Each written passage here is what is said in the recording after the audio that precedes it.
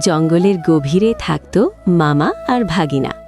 মামা জঙ্গলের ভিতর ছিল অলস রাজাদের একজন। জঙ্গলের সব প্রাণী তাকে অলস রাজার হিসেবেই চিনত। ভাগিনা কিন্তু ছিল দুর্দান্ত চালাক, সে কখনোই হার মানত না। একদিন মামা ভাগিনাকে বলল, ভাগিনা, সেই তো কালকে কখন খেয়েছিলাম, খাবারের আর কি কোনো ব্যবস্থা নেই? ভাগিনা চালাকি করকে বলা, মামা, আপনি আমাকে শুধু শুধু লজ্জা দিচ্ছেন। আজকে যে আমরা কি খাবো তা তো দুদিন আগেই ঠিক করে রেখেছি। আমি শুধু যাব আর শিকার করে আনব। সেই কথা শুনে মামা তো অনেক খুশি। মামা খুশি হয়ে বলল, তাই নাকি ভাগিনা?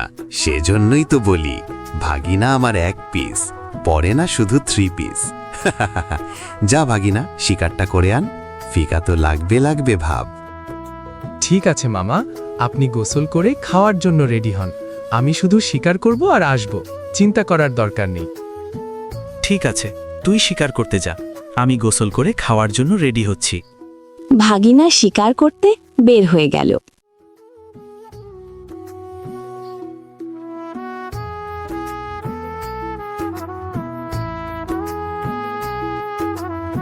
অনেকক্ষণ খুঁজার পরও ভাগিনা শিকার খুঁজে পেল না।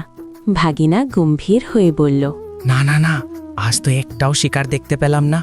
মামাকে তো বড় বড় কথা বলে আসলাম, শিকার রেডি তো পরের কথা, এখনো তো একটা শিকারও চোখে পড়ল না।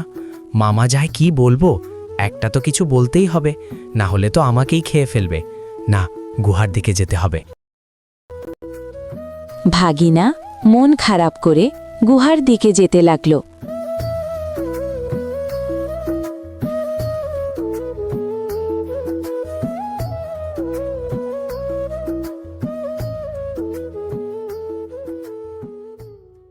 মামা ভাগিনাকে দেখে খুশি হয়ে গেল।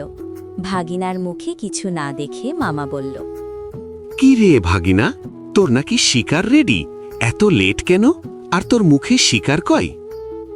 মামা, কি আর বলবো, আজকের কপালটাই খারাপ।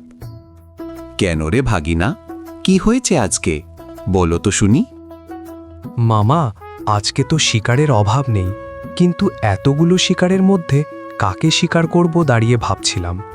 হঠাৎ একটা হরিণের বাচ্চা আমার চোখের সামনে আসলো। শিকার করতে যাবই, সেই সময় মনে পড়ে গেল, আরে আজকে তো রোজা, তাহলে তো দিনে শিকার করাই যাবে না।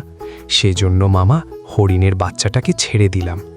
আমি যদি আপনার ভাগিনা হয়ে রমজান মাসে দিনে শিকার করি, তাহলে তো সব প্রাণী আপনাকে অভিশাপ দিবে। সেই জন্য আমি ভাবলাম। কি ভাবলি ভাগিনা? ভাবিলাম মামা, এখন থেকে রাতে শিকার করব, না হলে প্রাণীরা ভাববে আমাদের রাজা তো রোজায় থাকতে পারে না।